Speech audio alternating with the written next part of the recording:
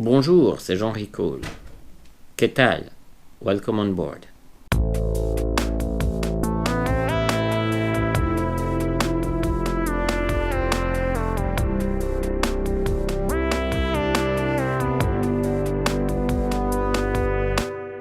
Aujourd'hui, ma famille et moi sommes à Narbonne et nous sommes en plein voyage, ou plutôt en pleine pause au milieu de notre voyage entre l'Espagne et la Suisse. Ça veut dire que nous sommes au printemps, que l'hiver est passé et que nous pouvons donc aller ou retourner, ça dépend dans quel sens on place son regard, en direction de la Suisse.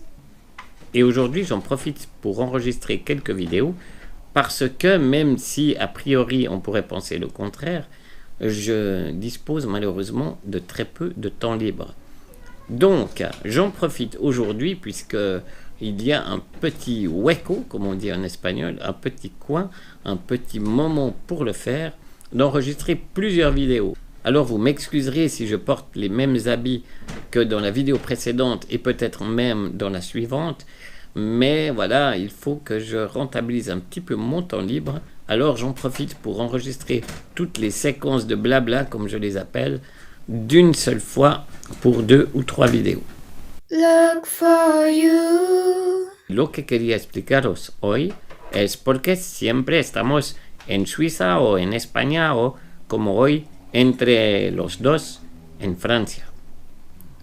Bueno, la razón es bastante sencilla, es que mis pulmones, bueno, mi salud no me permite quedarme todo el año en Suiza. Lo que intento evitar es quedarme en Suiza en invierno porque ya hace demasiado frío, no puedo salir de mi casa desde octubre hasta abril y también hay muchas personas con nariz tapada o con un poco de tos y bueno, son viruses o gérmenes que intento evitar para ahorrarme un poquito la salud, ya que cuando me pongo enfermo, como lo habéis visto en el episodio número 4, puede ser un poco peligroso. Y lo que hemos encontrado como solución, pues venir o ir en España para el invierno. ¿Por qué España? España porque es un clima mejor cuando vas bastante al sur y también es bastante cerca para ir con el coche, porque el avión para mí no es algo sencillo, aunque la verdad estaría mucho menos caro para mi familia de ir con EasyJet que por la carretera. Pero bueno, aún si fuera posible ir con el avión, ahí en España durante 4 meses y medio nos haría falta un coche para desplazarnos.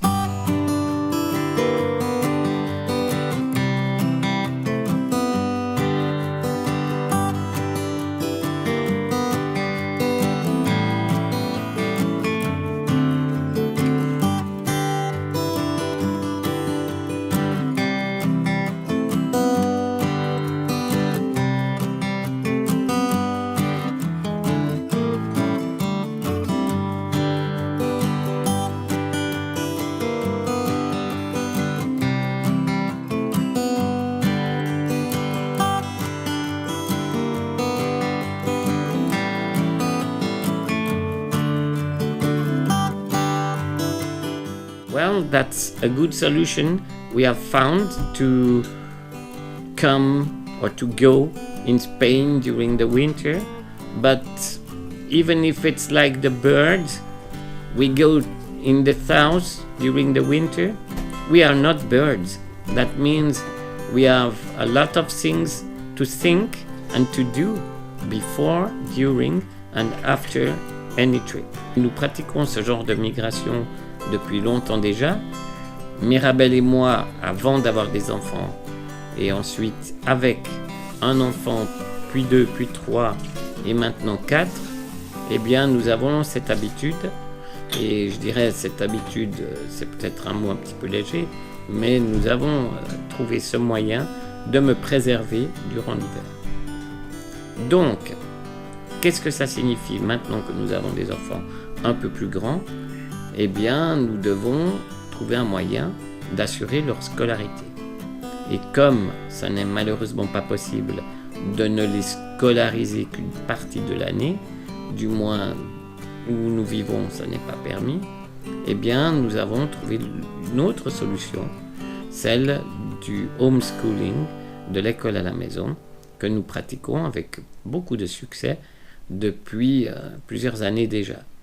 Ça se passe très bien, les enfants ont du plaisir, ils ont l'occasion de socialiser, comme on dit, puisque c'est un terme très important dans le domaine du homeschooling, ils ont l'occasion de socialiser avec d'autres enfants lors d'activités, ils pratiquent beaucoup de sport, ils font de la musique, toujours dans des groupes, donc ils sont entourés de plein d'enfants qui partagent les mêmes passions qu'eux, et c'est très intéressant. Ils ont aussi la chance de vivre dans deux cultures différentes, la culture suisse, la culture espagnole, et bien sûr, lorsque nous faisons des étapes, un peu de la culture française aussi.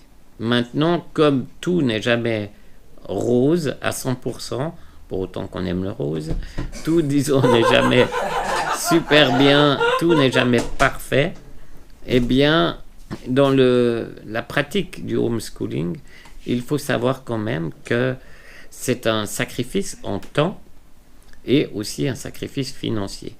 Car dans notre cas en tout cas, comme nous avons 4 enfants qui ont 4 niveaux différents en matière de scolarité, eh bien Mirabel consacre le 100% de son temps, je dirais, de travail à assurer cet enseignement-là, et moi environ 50%.